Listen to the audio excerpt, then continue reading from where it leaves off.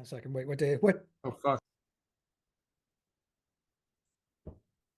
Well, hello and welcome to this week's edition of the DMZ America podcast. It is Thursday, March 14th, 2024, here in the Western Hemisphere. I'm editorial cartoonist Scott Stantis, coming to you from the right.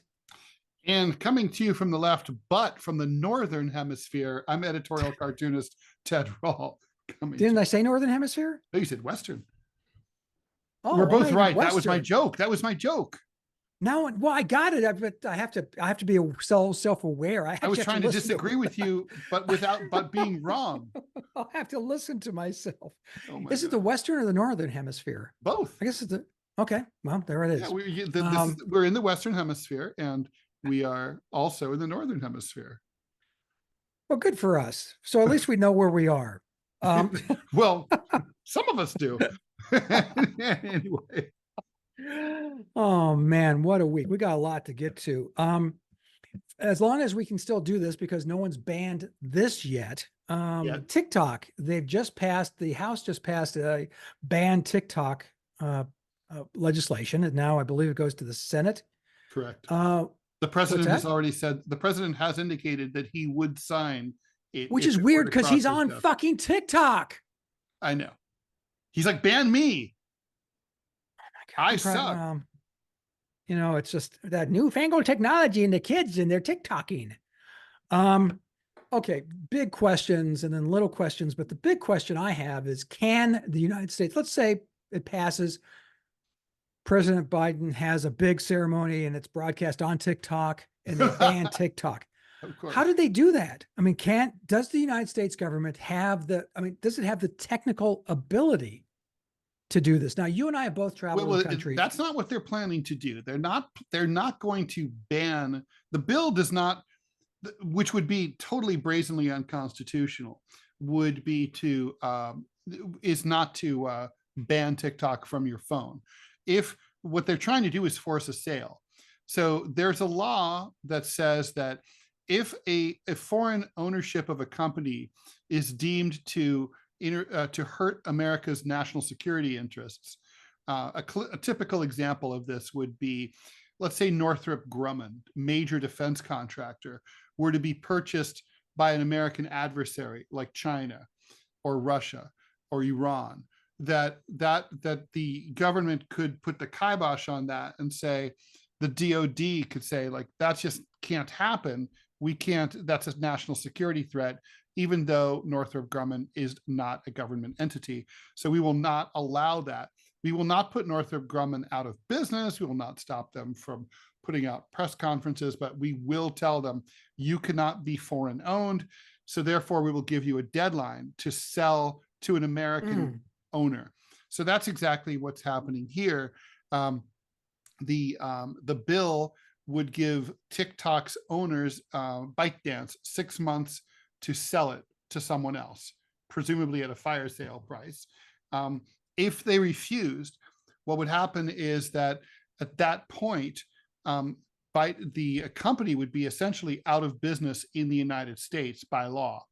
And so the apps would remain, everyone who's downloaded the TikTok app so far and has it on their phone would keep it on their phone, but it would never update again. And as like iOS and the Google operating system was updated, it would get glitchy. No new users could download it ever again, and it would just sort of slowly wither and die. That's basically how this works. Well, okay, so let me ask again a technical question, which you may or may not be able to answer. But how would they prevent it from being downloaded? How would they prevent? I guess. And how would they prevent? It's not a technical thing. What it is it's like there's a court order. Basically, there's a law that says the law says TikTok may not be in business anymore because it is foreign owned and it is a threat to American national security. If TikTok defies that law, which they absolutely could do, they could, or let's say, yeah, but I can't imagine like that the Apple Store or Google would allow the apps to remain in their store. If they did, for some insane reason, the federal government would prosecute them, would file charges against, say, the Google Store or the Apple Store or TikTok and or all of the above, and say you are in violation of federal law. and So how do you prosecute. prevent, well, then how would you prevent updates and stuff like that? Well, you couldn't prevent it, but the government would. So it's kind of like, Scott, it's like this. Um, can the government technically use technical means to prevent you from driving your car to the bank and holding it up at gunpoint? No. But if you choose to do that, they can arrest you and put you in prison. That's what we're talking about here. So Okay. if TikTok defied the government somehow, figured out some way to defy the government, they would be prosecuted. Okay, well, let's ask the bigger question then, the even bigger question. Should they do this? It seems dumb to me. The whole idea is that they're mining this information. Well, what's the difference between China mining that information that they will sell, because that's what they do, or Google stealing my information or getting my information and selling it, which they do? I mean, I don't understand. It's a sexy old people can point to this as being like, look, we're taking care of the threat from new media. But they're not. I mean, this just seems preposterous to me on a First Amendment level, on a practical level, just on a common sense level. Am I wrong? I don't think you're wrong. I think there's a lot of negative repercussions. Let me sort of go in no particular order, but here I'm just going to go through some of the problems that I have with this. Number one, there's no evidence, much less proof, that TikTok ever has or ever will transfer user data over to the Chinese Communist Party. There's no evidence that they ever have. They have specifically promised that they never would. They said that if the Chinese government ever requested such data, that they would refuse that. They're not based in China. Their headquarters are in Singapore. So they have a certain freedom of action here, where they can tell the Chinese government to go fuck themselves, and probably nothing much will happen. They'll lose their access to the Chinese market. That's all. So I think there's a big problem with, basically, this is one of those things like, why did we invade Iraq? Well, Saddam Hussein might have kept WMDs after the Gulf War. He might be friends with Al Qaeda. He might give his friends Al Qaeda those WMDs, and Al Qaeda might use those WMDs to attack the United States or its interests abroad. That's too many mights for me to go to war for. And similarly, like, all the mights involved in what TikTok might do is not enough. You don't ban effectively a company or force a sale or go after an individual over something that might happen. This is like Minority Report, right? It's pre-crime. You can't penalize people before they've done anything wrong. So that's first and foremost. Then you've got, I think there's a moral hazard issue.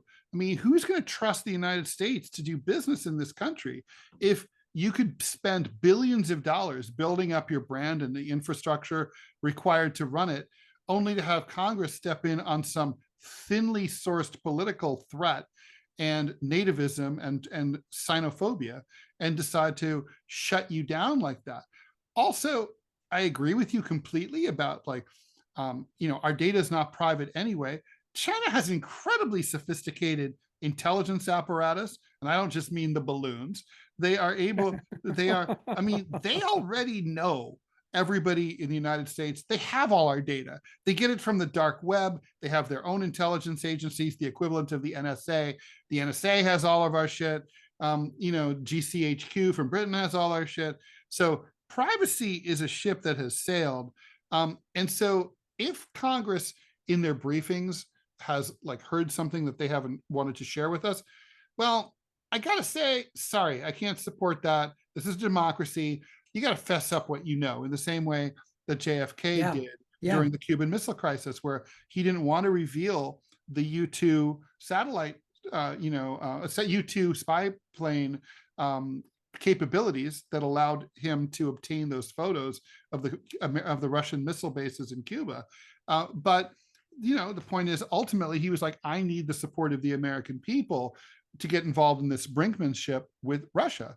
And I think it's the same sort of thing. If you guys know something, it's incumbent upon you to tell us. Otherwise, we have no reason to believe anything you have to say. This is ridiculous. I think it's also sends it's a dangerous message from a racism standpoint. It's basically telling Asians that somehow this is the old yellow menace, yellow horde kind of days. Like, you guys are scary because you're Chinese. I mean, all of it. It's like, and I can't really think if this company in particular represents some sort of unique threat, then okay. If it calls for such an extreme act that's kind of like an end run around the First Amendment, then you better fucking explain it. Sorry. Yeah, no, I couldn't agree more. But you and I both agree that transparency is usually the best way to run a government and the best way to, convince people of a certain course of action. Yes. And so I couldn't agree with you more. I mean, the First Amendment issues here, I just want to get back to the excuse me, the information mining that they claim will be going on there. I mean, the other thing is, have you been It's on also going to TikTok? make us look backwards too. I mean, come on. Like, all the young kids, they all use this, and they're going to be like, what's with our country? So what being information so are they going to oppressed? get? Let's say you and I drop into it. We put in our interests. I like puppies. You like kittens. That's what they're going Right. to get. That's the deepest information they're going to get about Scott Stantis and Ted Rall. Yeah, I mean, like, what? Look, I don't know. I'm not on TikTok, but I can't imagine that it wants anything other than, let's just say it could get your name, your birthday, phone number, maybe.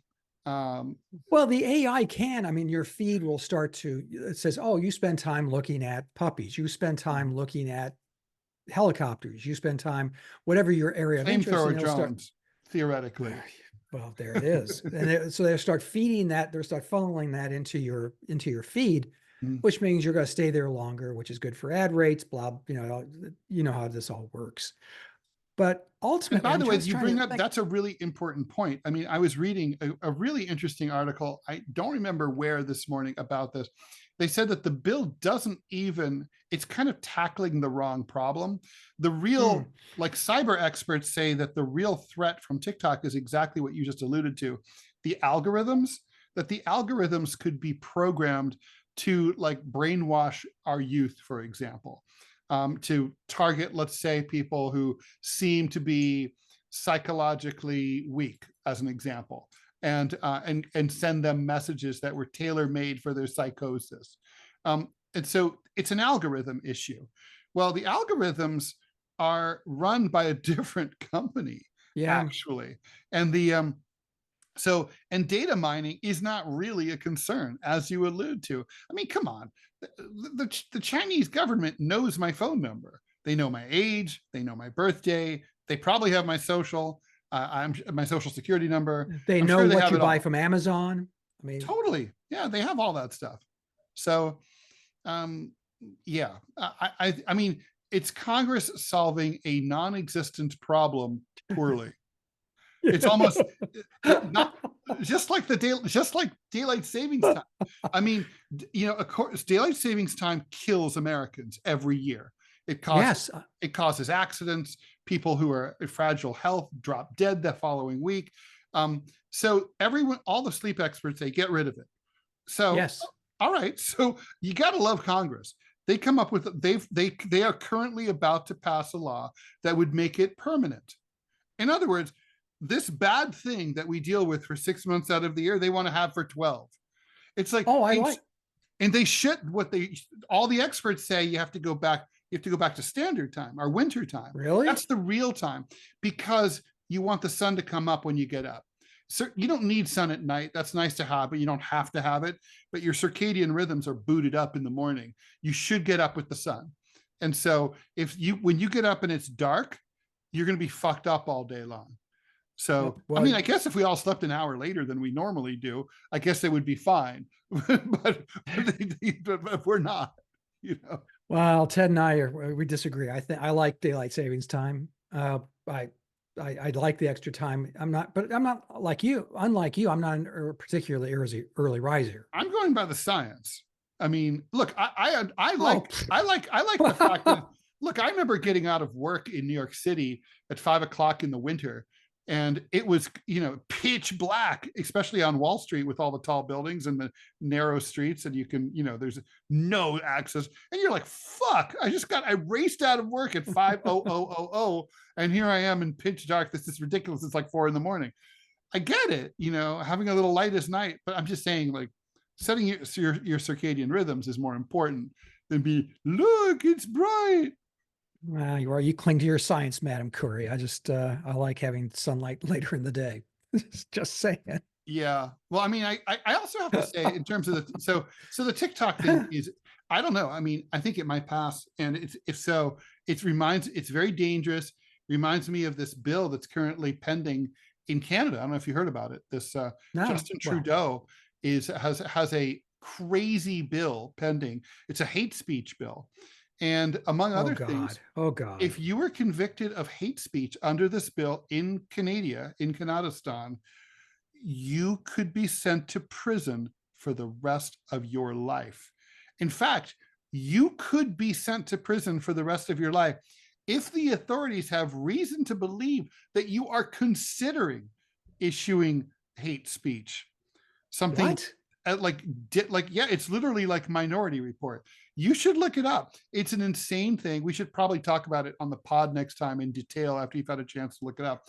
But like Margaret Atwood, who wrote The Handmaid's Tale, all these literary figures are coming out against this bill. The ACLU, there's a Canadian equivalent of it. Everyone's talking about how even like Canadian newspapers have editorialized like authoritarianism, fascism has officially arrived in Canada.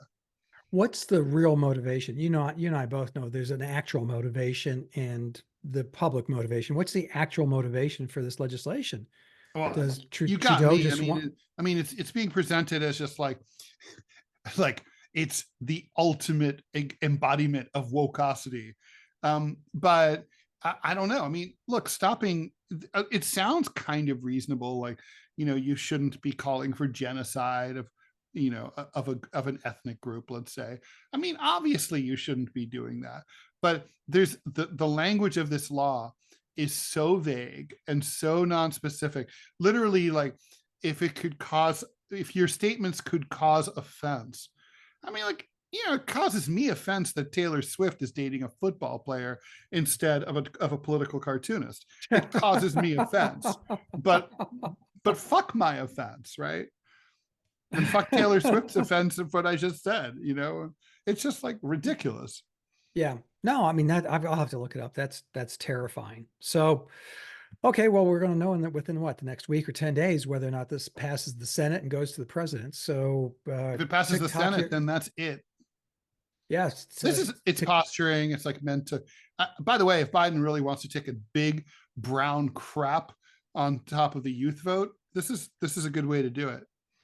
Yeah, he doesn't seem to care about that much. Yeah, he should care. But anyway, all right, we'll leave that there. Well, there's a difference between should and does. Okay, so after the break, we will be back and we'll be talking about, other stuff. Okay. Scott, what team is your bear hat? That's the Cubs. That's the 1908 Bears cap. Oh, that's so cute. All right. Thank you. Hey there. Welcome back to the DMZ America podcast for Wednesday, March 6th, 2024, podcast number 140, section 2. I'm Ted Rall, coming to you from the left. And I'm Scott Stantis, coming to you from the right. Are we going to be talking like this now? Euthanasia. There's, that's one of my favorite puns. There was a punk band called Youth in Asia. Were they any good? They're all right. Not that great, really. Well, they peaked at their name. So as you brought up this topic, so you should probably bring us in. Yeah. Illinois, where I am the editorial cartoonist among my many jobs, is the editorial cartoonist for the Chicago Tribune. Euthanasia or assisted suicide is now making its way through the state legislature there. Interestingly, they have, I believe, I'm not entirely sure how many other states. I know Oregon has it. Does any other American state have it, to your knowledge, Ted? I think maybe Massachusetts. That seems like a place you'd want to die. They obviously have it overseas, Switzerland being chief among them, but other European countries, I believe many of them, all, if not most, if not all of the Scandinavian countries have it. And effectively what you can do is you go and you say, let's say you, Ted, I'm sorry what the lump is. You've got 4 months, 5 months, 10 months, and you can go, okay, I don't want the pain and the suffering is not what I want to do. You sign a form, you go get tested psychologically to make sure you're A-okay, which I doubt you would be because, you You got have 10 months cancer. to live. Yes, there's But that. okay, regardless of that, but you here, and this plays into the rest of the discussion. So stay with me. You have to prove that you're of sound mind and body to make this decision to say, yes, I want to use medically assisted suicide, which makes it easier. It does. I mean, a friend of mine is a anesthesiologist here in Alabama, and we've discussed this issue. And it's interesting. It's a pill. It's almost like it's like a mega Ambien in some way. You instead of taking one Ambien, you're taking 100. You take an anti-vomit medication, you take an anti-anxiety medication if you want it, and then you take the pill, and you go to sleep, and you don't wake up. It's pretty simple stuff. It's painless. Although who knows, maybe your dreams are going no, but it's generally perceived to be painless.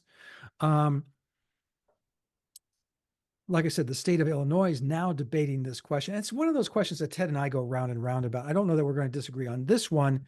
There are elements of the law that I don't like, which is the sound mind and body, because Ted and I have both dealt with parents in dementia, family members who've dealt with dementia. Let's say you're diagnosed with early onset Alzheimer's, and you know what's in the mail. We've witnessed it. We've seen it. We know what's coming. But how this law is structured, how most of the laws for assisted suicide are structured, you cannot wait until you are disabled by dementia. That is to say, you learn now, oh my gosh, I've been having some cognitive issues. You have early onset Alzheimer's. You can do it now. But if I say, listen, I'm going to have probably 18 months of relatively good life, and I'd like to live that, you can't do that. At the end of those 18 months, when you are literally mentally debilitated because of the tests they use to see if your cognitive skills are enough that you've made a conscious, clear decision, those are going to be gone. So, then you can say, well, now we're talking about euthanasia. Are you talking about, and euthanasia, I have a serious problem with, because you can say, Ted pissed me off that last segment. He'd want to be put to sleep. Ted would have wanted it this way. And Ted's going, no, I don't. Yeah, no, Ted, he wants to die. Give him the injection now. No, I don't want it. Trust me. He's out of his mind. Just let's end the suffering now. That's where euthanasia can be used as a weapon against somebody, and I don't agree with that. But assisted suicide, I have a problem. I'm not sure if you do too, Ted. I have a problem with suicide in the sense that I find it selfish, and I find it to be, I don't think God likes it. Well, you don't believe in God, so I guess this isn't an issue for Ted. No, God doesn't get a vote in my democracy. But given what I've just described, I mean, this sounds like something that the United States should have. We do it for dogs, we do it for horses, we do it for cows. This used to make me feel very uncomfortable, and not least because of, I think it was called the T1 program, the Nazis' euthanasia program in the late 1930s, that was used to basically say that it was used against mentally ill and disabled people, to say that it was life unworthy of life, or some such phrase. And it was the gateway to the Holocaust. In fact, they started the idea of gassing people en masse in the euthanasia program. They jury rigged vans. They called them gas vans, and basically they put people in the back of the van, and they ran a hose up from the exhaust pipe and then drove around until everyone was dead. And so, without, most historians say that the Holocaust, the seeds of it are planted with the T1 euthanasia program. That said, I kind of say, look, I mean, with appropriate safeguards, obviously that's a huge asterisk. I think it is an important option for people to be able to have. I mean, I think if you start to feel or understand that, let's just say you're going to die, there's not really any substantial hope for treatment, you're going to die painfully in not very long from now, but you can avoid that, you can short circuit that by taking a final exit 3 months early. You should have that option. I would say that if you also start to feel like you're a person who cares about the life of the mind, and you start to feel that you can be tested in a way that proves this is true, and you're assessed to be suffering from irreversible dementia, then again, I think you should have that option. Hell, I might avail myself of it. So, well, let me ask you this though, and here's where it gets complicated. One of the Scandinavian countries, and I want to say Denmark, but it could be one of the others, also extends this right of assisted suicide to depression. Yep. Like a friend of mine recently did that. I'm trying to see which country she died in. What do you mean? She was Switzerland. Nora Vincent. She was a writer, a very brilliant writer for the Village Voice, and she, a couple of years ago, just shy of 2 years, 53 years old, she traveled to Switzerland, and she suffered from depression, and so she had long suffered from depression, so she had herself killed in Switzerland, had herself put down. What are your thoughts on that? Well, I miss her, and I wish she hadn't done that. Obviously, she was in incredible pain. She decided to do it her way. And I always respect someone decides to do things their way. You and I have talked about that. But I wish she hadn't done that. And I wish she would have felt that she could have reached out to people like me and other friends and family to feel better. I wish she could have gotten that treatment, psychological treatment could have helped. She was obviously troubled. I mean, it's really no different than someone jumping off of the Golden Gate Bridge. Right. She just decided to do it without causing any muss and fuss to the Coast Guard. So she had every right to do that.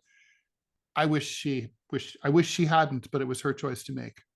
I don't know if she had a right, and I'm certainly deeply troubled by the state enabling someone to commit suicide that way, for those reasons. And it's not that I don't understand depression. I suffer from it myself, but and this may just be a generational thing, that you can work through it, and it does get better. Suicide is a short-term solution to a long-term problem. You can work on it, and she may have, your friend probably obviously felt hopeless, and I'm not diminishing or demeaning people who get to that point, but I have a significant problem with the state enabling that suicide. I really, really do in that instance. And that's where, and again, the possibility of abuse is significantly raised under those circumstances.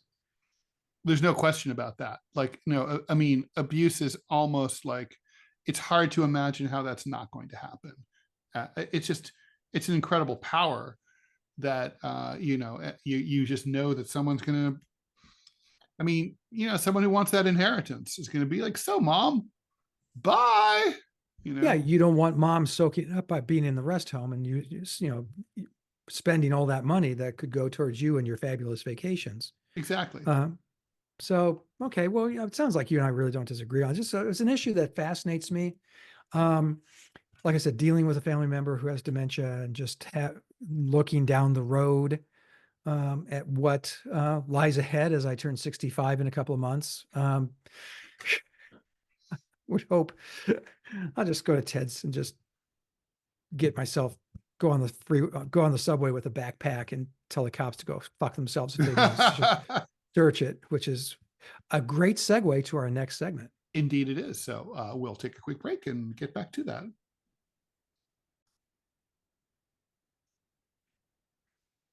And we're back to the final segment of the DMZ America podcast. I'm editorial cartoonist Scott Stantis, coming to you from the right. And I'm editorial cartoonist Ted Rall, coming to you from the left. Do you have to think about that? Kind of, yeah. Is that your real name? Yeah, I'm like Joe Biden. I am not. I'm telling you, the allergies are really fucking me up. Yeah. Yeah, no, you can tell my voice is getting huskier and huskier here. So we're talk quick here before we have no voice at all, or I sound exactly like Kathleen Turner, who was an actress in the 1980s for all you kids out there, who had Yes. a notoriously husky voice. And Romancing now, the, romancing if the you've Stone, among other things. if you've seen her recently, and Body Heat. Yes, Body Heat. Yes, those of us of a certain age. Yeah. So now Kathleen Turner sounds like she smokes 5 packs a day. Which might be true. Yeah. I think she's Which may having or may some not be serious true. health setbacks, actually. Yeah, I believe so too. I'm very Okay, sorry so about it. Gaza and Haiti and Ukraine. Oh my. Gaza and Haiti and Ukraine. Oh my. Gaza and Haiti and Ukraine. Oh my. We've got international stuff taking over the headlines like never before. So let's begin. Just go down the list. Gaza, it looks like Israel really is going to flatten every square inch of the place. They're going to, and Ted, help me, the name of the town they're about to enter. They've entered furtively, but now they're Rafah. going to go. Rafah, they're going to go in full tilt boogie. They have offered to move people. This is very generous, to move them to northern Gaza. Or central Gaza. Is it central? I thought it was central northern. Gaza, Oh. where there's Well, it's nothing so left. small. Everything's been either bombed or bulldozed. The Israelis have bulldozed everything that was left standing from the bombing campaign. And they would create what they call a humanitarian island. You cannot make these things up, in the middle of the rubble for 1.4 million displaced people. Humanitarian island. So there we are. It kind of plays into what I thought Israel was going to do, which is they're going to level it and just start from scratch, begin a Marshall Plan type partnership with Egypt, with Jordan, with Saudi Arabia, maybe the Emiratis, maybe Kuwait and other Middle Eastern players, and rebuild the place in a model that's more to the liking of Israel. Ted, does that sound like where they're going with this? They might do that. I'm not really believing that they're serious about this. I think this is a distraction. I think the Egyptians have bet something different. That's why the Egyptians have built this giant retaining wall about 2 miles outside of the border between Gaza and Egypt. They're clearly expecting the population to be expelled into the Sinai Desert, which belongs to Egypt. And I think that's still what's going to happen. I think this is a deflection. It's a feint, right? It's like they're pretending that they're going to send these people north. The reason I don't think it's true is because it's so half baked. They haven't announced any timeline for when the people would be starting to move, any deadline for it, any deadline for an action inside of Rafah militarily. They have not started construction of the humanitarian island in any way, shape, or form. I mean, this would be a massive endeavor, right? Moving 1.4 million people, even if you wanted to do it within a month, it would be logistically a lot of work. And to set up a place where they could all stay and receive food and other supplies, I just don't believe it. I don't think it's true. I think it's bullshit. There's the total lack of detail coming out of the IDF suggests to me that they're not really doing this. This is just bullshit for Western consumption to keep us off guard, because they're feeling the heat, even from Biden today. And today, Senate Majority Leader Chuck Schumer reamed Israel and demanded that Netanyahu step down. That's almost like an election. That's almost like regime change. Almost. Well, a major U.S. official tells another country, a client state, we'd like your government to change. The Schumer, though, the Schumer comment was kind of weird. He says, I'm demanding that they have an election and kick Netanyahu out. Yep. Well, let's turn the tables. It would be like Israel saying, we demand America have an election and kick Biden out. Right. Well, fuck you. You don't have that right to tell us what to do. We have no ability to tell us that, right? I mean, and I want to bear in mind, this was not just a remark uttered on the Senate stairs. This was a high-profile, announced, ballyhooed major speech read by Schumer on the floor of the United States Senate. This is a policy speech, and he's the majority leader of the Senate. coming from New York State, which has, as you might imagine, a very powerful connections to the Jewish lobby in the United Of course, States. So, and it's been very pro-Israel up to this point. I think he has. what Israel has done is beyond the pale, and now um, I'd like to see the rebuilding begin, but they apparently are going to level every square Well, inch of there will Gaza. be rebuilding. It just won't. I don't think it's likely to involve Yeah. any Palestinians. See, I can't agree with you on that one. And you and I disagree on this, that I do believe that it makes sense from a public relations standpoint, frankly, from a They don't practical care. standpoint. You know, the thing about, I'm writing about this now for a column for next week. The Israelis are, I mean, I've been a few times. Israel, you know how, like, if you go to other countries and you turn on the news, like the BBC or whatever, and you can do that here, you're struck by how incredibly internationalist it is. I mean, if you turn on the news in, like, in Tokyo or London or anywhere in the world, the headlines come from everywhere. There'll be like, and the ongoing crisis in East Timor, we go live, and it's like, the situation in Burkina Faso, the flooding that you've been following now for days. There's no, basically the world is covered like really aggressively, right? No, it doesn't matter where the story is. But in the United States, we only cover international affairs if the international story affects the United States in some way.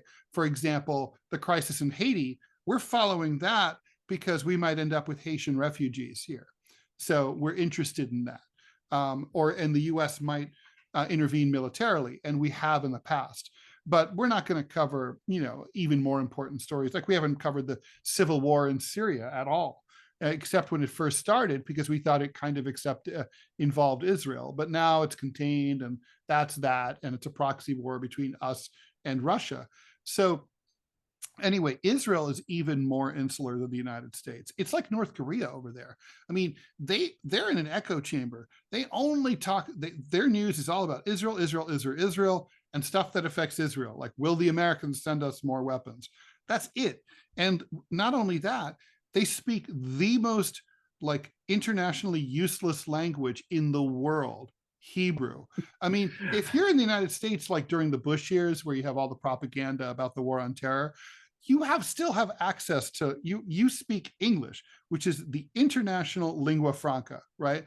And you can check out the BBC, the Australian Broadcasting Corporation, the CBC, any number of other English-speaking countries. Pakistan, India have English language press that you can check out online. That's, if you're in France and you think the French government's feeding you a line of bullshit, there's a lot of other countries whose media is francophonic, right? I mean, Hebrew, that's not true. They resurrected a weird, cobbled together version of a dead language that only these people speak. So they have absolutely no sense of how they're perceived by the rest of the world. They don't get it. They're not stupid, but they're completely insular. And the thing is, they've lost access even to the most important people that they need to know. They've put all the Palestinians on the other side of these giant security walls. But if you went before those walls went up, Palestinians worked with and for Israelis. They were friends. They had shops together. They dated. They knew each other. They talked about each other's lives. That's just not true anymore. So the Israelis don't understand the plight of the Palestinians. Like they say, we were at peace until before October 7th. Hamas broke the peace. Like, no, Israel was at peace before October 7th. The Palestinians were not at peace. And like, that doesn't justify what happened on October 7th at all. But it's just saying they weren't at peace. It shows that the Israelis, so 5 months in, Israel's approval rating internationally and in the United States is at its absolute fucking rock bottom. They're never going to see the $60 billion that Biden wanted to send them for the war, ever. And now the $3.8 billion that they get a year from the Camp David Accord, that's in jeopardy. They're sinking fast. I mean, just think about it. 5 months ago, we were all like, holy shit, poor Israelis, 1,200 dead, 200 hostages. What a bunch of scumbags the Hamas are. That's so awful. Those poor, beautiful young people at the at the rave festival. I can't believe this happened. And now that's all been eclipsed because they have killed over 30 times more people than that. I mean, they still have their supporters, but man, that tide's running out. Well, I think you're right. I think they had their reaction initially, especially from America, especially from an America that experienced 9/11.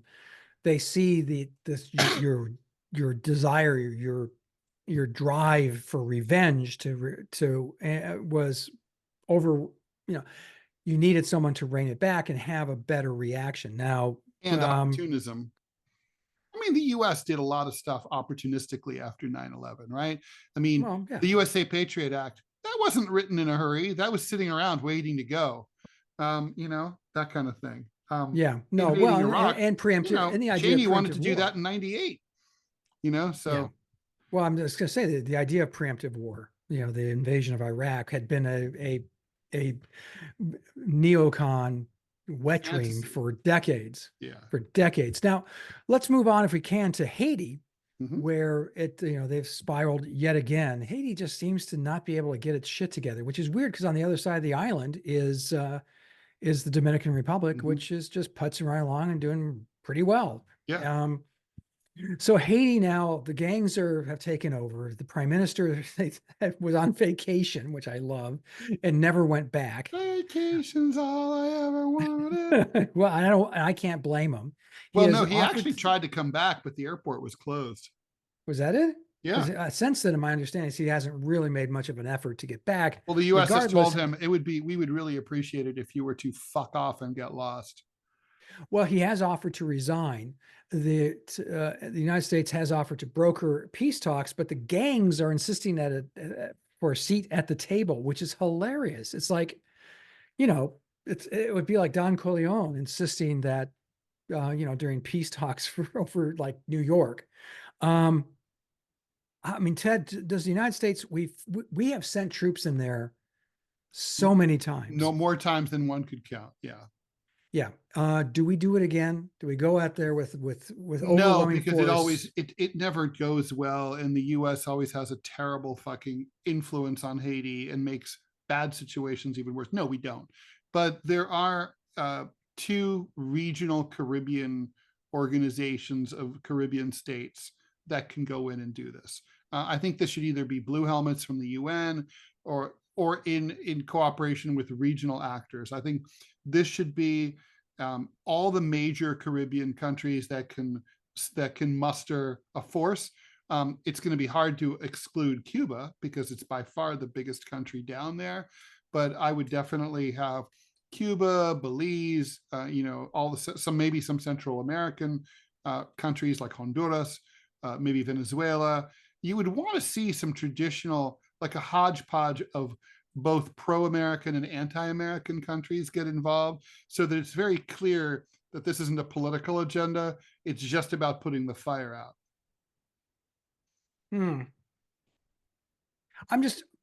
I also worry about putting boots on the ground and having, putting American boys and girls' lives in danger for this, because the gangs are clearly in control. This is not the only country where this has happened. Honduras, the gangs are in control. Venezuela, the gangs are outside of Caracas. My understanding is gangs are very much in control. Same with Nicaragua. Where's the nicest dictator in the world? Is that El Salvador? Is that how he describes himself as, oh my gosh, the coolest dictator in the world? Good God. Well, he was elected, in fairness. Well, once. Well, and his take on gangs, I don't know that you can face this issue in any other way than the way he has faced it, which is overwhelming military force, bombing the shit out of the limousines of these drug kingpins and just saying, no more. That can work sometimes. It didn't work with the bloodthirsty president of the Philippines, but it definitely can. It could work sometimes. Well, did it get rid of the gangs? I think it did. Yeah, I don't think it actually did. Is the problem? Really? Yeah, well, they're still around. So I think you and I'm always loath, especially now with sending American troops anywhere. And I think you're right. Putting together what is it? Oh gosh, the Organization of American States, OAS. putting a force of them, which would mean obviously Canadians, Americans, Mexican, and all the other, like you said, and I think a very good mix to go in and take care of this. Would you allow the gang members a seat at the negotiating table then, or would you not? You sounds like you wouldn't. Well, no, I would. I absolutely would give them a seat at the negotiating table because they are a formidable political and military force. I mean, you can't ignore what's there. And the group I was thinking about is the Association of Caribbean States or the Organization of Eastern Caribbean States. But the point is that you definitely need you have to include all the major regional actors. I mean, otherwise you end up like with what we did in Afghanistan after the overthrow of the Taliban in 2001. And we put together a Loya Jirga, which is a traditional tribal council, to put together a new government. And everyone was invited except, the Taliban, who controlled 95% of the country. You can't just and we know how that works out. You have to have everyone at the table. I mean, you can't really have a settlement in 1945 in Germany if you were a Nazi, you're not invited to participate. They were all Nazis. I mean, Well, the denazification, that was a huge debate right after the war yeah, on all sides. And but denazification didn't mean that people who were former Nazis were excluded from all public life. It meant that they couldn't. They had to be completely rehabilitated and renounce it. But in the Russian zones, they were for a short period of time. They started to they no former Nazis. Well, it would left you with 5 people who didn't know what the fuck was going on. Yeah, exactly. They couldn't even run the sewage system. Yeah. So last but not least, Ukraine. You gonna get that? Yeah, it's all right. Ukraine. There's a big debate going on within the United States Congress whether or not to pay for this, continue to support Ukraine or force them to the negotiating table. I'm one of the ones who think they should go to the negotiating table. I hate it. I don't like Vladimir Putin. I don't like what Russia did, but you know what? We live in the real world, and frankly, Ted, there's the only thing that's left is a negotiated peace. Ukraine is not, remember their vaunted spring offensive, which did absolutely nothing. Right. And that was with full funding from the United States. It achieved literally zero. We look at the Donbass is now controlled by Russia. They have a corridor to the Crimea, which is controlled by Russia. I think you establish those borders and it doesn't make me feel good to say this. I hate it, but to codify those gains, allowing Ukraine to remain as a legitimate country, and recognized by Russia. I don't see any other way around it, Ted. I just see no other than to drag this out as Americans do in perpetuity. And in 20 years from now, we know exactly how it will end. We do. We know how it'll end. So I think that we should not have anything to do with this process anymore. I think I always said that there was no chance that the Ukrainians were ever going to prevail here. And frankly, aside from the fact that there's been so much destruction of property and so many people have died on both sides, this war has had one positive effect, which is it effectively redraws the lines where they should have been in the first place, with all of the parts of Ukraine that were ethnically Russian, should never have been in Ukraine in the first place, brings them into Russia, leaves them there. No more than that, right? That it's not like there's going to be any parts of Ukraine that are ethnically Ukrainian that will end up in Russia when he tried. When they came they tried boogie across the border. So the point is, this kind of worked out the way it was supposed to. And I think part of the issue is you can't really occupy people who don't want to be in your country. And the Eastern Ukrainians never wanted to be in Ukraine. They wanted to be in Russia. The Crimeans clearly wanted to be in Russia. And now they are. And I suspect if that was not true, the Ukrainians would have found it easier to make progress against the Russians because they would have had the assistance and the tacit consent of the local population, which currently they do not. During the negotiations now, it has to be made incumbent on Putin that the going in to save ethnic Russians has ended, because what Stalin did and Russian leaders following him for the especially Baltic states, as I've mentioned many times before, I'm Lithuanian, is that they sent in, especially to Vilnius, Riga in Latvia, and oh gosh, I'm trying to remember the capital of Estonia. They shipped in a ton of ethnic Russians. The idea now going forward is, I think Vilnius remains 20%, 18% ethnic Russian. Mhm. The playbook for Putin is they're being diminished, they're being ostracized, they're Well, that's being, not untrue, by the way. That has happened. The Soviet Union sent their ethnic Russians to all throughout the former 15 Soviet yes, republics, right, and then but a lot of them stayed behind after 1991 and the collapse of the USSR, and many of them found their lives pretty unpleasant, and not just in Eastern Europe, also in Central Asian republics and so on. well, but but does that mean then that, for instance, Venezuela has a right to invade the United States because life for ethnic Venezuelans in the United States currently is pretty rough? Well, I mean, no, it doesn't. But but the point is, it's not a point that is completely lost or pulled out of thin air. That's all I'm trying to say. But it's not pulled out of thin air, but the response by Putin and his minions is to go in and save them. And by Well, saving them, that means taking over the I think territory. the real reason that was that Russia invaded Ukraine was because of the NATO thing. Really, truly. Well, but you have to make it clear that this has to stop, that this ends here. I would say that yeah, maybe the trade-off is, I mean, look, let's face it, Ukraine's lost, so they don't really hold a lot of cards here. But it doesn't mean that they don't get anything. There's an I don't think advantage. Ukraine's lost. Ukraine's lost those territories, but there's still They lost the war. No, well, yes and no, Ted, because don't forget that if you remember the beginning of the war, it was a full-fledged invasion. The Russian troops were marching towards Kiev or Kyiv, or however we're saying it this week.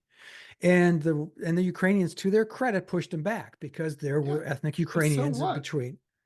I'm saying that there just are because, ethnic I mean, Ukrainians that doesn't mean anything. That doesn't, there's the lay of the land right now, right? I mean, the point is the war has now ground on for over 2 years, and we know where we are. And yes, clearly, and where we will stay. and where we're likely to stay for the foreseeable future. And like the fact is, Ukraine lost. It's not like Ukraine recaptured all of its territory. It's not like Ukraine penetrated Crimea. It's not like Ukraine made inroads into Russia. It's like they've lost. So when they come to the negotiating table, it doesn't mean that they have to lick the piss off the floor. But the point is, they've lost. They're going to have to give up a lot more than they're going to be able to get, than the Russians are going to have to give up. I would say any hope. I mean, if I were the Russians, what I came for would be like, I'd be like, you never join NATO. You promised that in writing. You don't even think about NATO. Like you don't have thoughts about NATO while you're sleeping. No NATO. And it's like, we both guarantee each other's territorial integrity along the new borders. These parts, the Donetsk and Luhansk People's Republic, those are brought into Russia. They become Russian provinces. You acknowledge that. You acknowledge Crimea. New border is guaranteed. We agree, and we agree not that's it. And no more shelling, no more hostilities. We don't view each other as adversaries or enemies. The end. And now, if I were Putin and I wanted to push a hard bargain, I'd ask the Americans to guarantee that they would not ask, say, Moldova to join NATO or any other, no more NATO expansion at all. Well, that's too late for that because Sweden just joined NATO. It looks like Finland will. Yep. So as many countries as they can, because they don't want to be invaded by Russia. And I can't blame them. They're going to be invaded by Russia. God, yeah, they are, what Ted. a bunch of paranoid people. Oh, shut up. But he's done it. I mean, he's been doing it for the last decade and a half. So you can't say he doesn't do it. You're making it act. What countries has, I mean, let's look at the list of all Russian military interventions under Putin, right? Should we go through them? There's not very many, really. I mean, there's the South Ossetia thing, Chechnya, in Georgia, which is not Chechnya. Georgia. Chechnya is in Russia. So it is a Russian They problem. don't want to be. You All can't say right, they well, want to be. Hawaii doesn't want to be either. But the point is, if we invade Hawaii, it's still part of the United States, right? I mean, come on, Chechnya doesn't count. Chechnya is part of Russia. It's like basically it's not an invasion from under international law. It's not an invasion. So there's the Georgia thing, which is that frozen conflict zone. There's Nagorno-Karabakh, which has nothing to do with them, really. There's the Transnistria, which is a frozen conflict zone also, and they haven't invaded or expanded out of that. These are all like badly drawn Soviet era borders that don't make sense as independent nation states after 1991. I mean, the only country that Russia has invaded in the modern sense of the word is Ukraine. Well, I'd say Georgia would probably disagree with that one. And they'd be right. He stomped in and took territory that wasn't his, that wasn't internationally recognized as his, and he took it. And I can see him going into the Baltic states. I can absolutely see that. I can't, because I think he would view it as insanely, he doesn't need it, and he would view it as insanely provocative to the West. I think Poland is scared shitless, and should be, because I've just finished that book that you lent me about the history of Hitler and Stalin. And Poland has always kind of been nothing personal, just passing through. They've always been the bitch of Russia. They always show up once in a while. Buffer state, because you're a buffer state. Anyway, so if you could get some guarantees from Putin on that. So that's where we stand. The foreign policy of the DMZ America podcast. You can write it down. Indeed, you could write it down. You could put it inside a flamethrower drone. You can do anything you want. Ooh. Hey, one last question about Ukraine. I know I read in the last 24 or 48 hours that Ukraine now is sending drones into Russia. Mm-hmm. Well, they have been. Yeah, but now they've upped the game, and I'm wondering if what they're hoping to achieve by this, other than to well, I think what's happening is they realize that they're not making any progress in the traditional battle zone, with infantry and artillery. This is an old-fashioned artillery war. So they're like, okay, well, maybe we can a drone is kind of like a low-cost way to, inflict some damage behind enemy lines. They blew up a refinery, a part of one. So they sunk a ship that way too, right? If memory serves. Yeah. A pretty big one that was in the port in Crimea in Sebastopol. So I think this is it's a tactic to try to soften. They know that they're ultimately going to be heading toward the negotiating table, and they're trying to soften up the Russians beforehand. I don't think it'll work. That's just not the Russian mentality to let that get to them. Also, I don't know if you saw that poll, but someone managed to do an internal poll in Ukraine. If the election were held today, Zelensky would get about 20% of the vote. He's very unpopular, but the general that he fired, Zaluzhny, would win like 70% of the vote. Well, that's what they need, is a general in charge. What could go wrong there? Well, we did have Eisenhower. It wasn't that bad. Yeah, he was actually pretty good. We've had a lot of generals. We've had a lot of generals. Zachary Taylor, Andrew Jackson. Canoe. Yeah. William Henry Harris. Grant. He didn't last that long though. No, just a month. But he gave a hell of a. No, he actually didn't. Grant was a pretty decent president. Yeah, he was better than we. And there were other candidates, right? Like the best looking man in American politics, Lewis Cass, was a general. Oh God, Lewis Cass, man, melting, and then melt face. And there was also, was it 1880? There was some general who ran and lost. No, that was Garfield. Garfield he won. He was a general, but he ran against who did he run against? No, he didn't. He didn't want to. That I can't believe I can't bring this. Let me take a look at this. No, it'll come back. Oh, it's Winfred Scott. Oh, okay, another general. Yeah, two generals. Yeah, so there's a lot of generals who tried to run also, and failed. So, and Jim Stockdale, the admiral of them all. Anyway, who Scott, am I? Why am I here? That's my favorite. Where can everyone go outside of the DMZ America podcast? Not that you'd ever want to live outside of the DMZ America podcast. No, this is my happy place. It's my happy space as well. Where can they find your stuff? Go to gocomics.com/Scott Stantis to see my editorial cartoons. cartoonists.com/prickly city to see my political comic strip, fantastically called Prickly City. You can go to chicagotribune.com/opinion and see a gallery of the work I draw for them. You can go to Dallas News and see the work I draw for the Dallas Morning News. And you can hear me talk even more. If you haven't already had your fill of Scott, you can go to Centerclip, which is a wonderful site and app that you can put on your phone or visit on your laptop or your desktop. It's mini podcasts, 30 seconds, no longer than 5 minutes. My very good friend, let's say best friend, Ted Rall, is on it as well with his insightful insights. And it really is worth it. Center Clip, check it out. Ted, where can we see It is things worth old it. Ted? Lots of good stuff on there besides us even. You can find me at whowhatwhy.org. Go over to Sputnik News, go to X. You can find my radio show with Angie Wong called The Final Countdown, Monday through Friday, 10 a.m. to 12 noon. Look on X Spaces and on Rumble for that. You don't have to listen to it live if you don't want to, but it is Monday through Friday. And you can go to gocomics.com/Ted Rall and just sort of go to rawl.com and you'll find lots of stuff about me and by me going on there. And let me jump in real quick and say on the Final Countdown, I listened to it on Rumble. If you're tired of like the bullshittery of talk radio that has now become prevalent, I mean, pretty much the only thing you can hear, I think liberals, why do liberals want to eat their babies? I mean, just these numbskulls blathering in the echo chamber.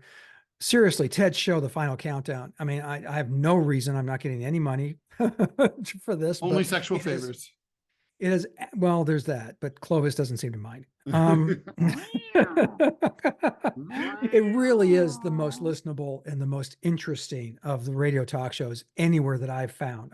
There may be others that are, this is such a high bar, honest to God, folks. If you haven't listened to it, check it out. The Final Countdown, Ted Rall, Angie Chang, right? Angie Wong. Angie Wong, because all your former There was Manila Chan. Okay, so God, okay. Angie Wong, I apologize. Yeah, they are terrific. They were. Not to be confused with Chaka Chaka Khan. Chaka Khan. Chaka Khan. Chaka Khan. Chaka Khan.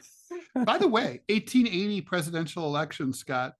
I don't know if you knew this, but that's an insanely tight election. Yes, well, because it came off of the 76 election. 48.32% of the vote to Winfield Scott Hancock's 48.21% of the vote. Don't forget, that was only 4 years after the Rutherford B. Hayes / Sam Tilden, race that got thrown into the House of Representatives.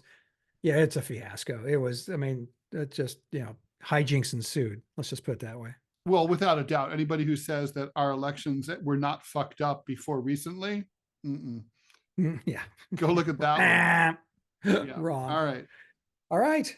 Everybody, thank you for listening. We'll be back next week with another pod unless something really interesting happens, in which case Ted and I will be on it like flies on shit or other flies. Well, if they're hot flies. All right. Thank you, everybody. Bye. That was a bad ending. Okay, bye.